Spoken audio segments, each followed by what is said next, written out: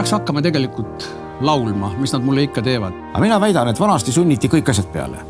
Poliitika sunniti peale, majandus sunniti peale, usk sunniti peale. Usk üldmõistena võib tähendada mida tahes. See on olukord, kus me mõistusega hüppame momendil mõistetavast kaugemale.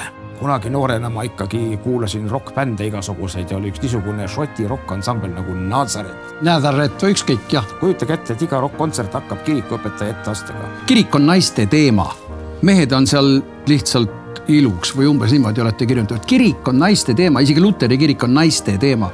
Palun mõtestage see lahti või siis tehke nägu, et ei saa aru. Ütleme, kui nagu midagi metsa läheb, öeldakse, et nagu siis Jumal juhatab. Ja tegelikult see on nagu üsna vale sõnakasutus, et kui lähevad asjad nii, nagu Jumal juhataks, siis tegelikult asjad läheksid ikka väga hästi. Siberi inimesed on mulle siis nagu päris palju rääkinud, et tuli tagasi ikkagi need, kes hoidsid see lootus üleval. Ma arvan, et tegelikult see inimliku tunde osa on armastusest üks ikka väikene killukene, üks väikene osa.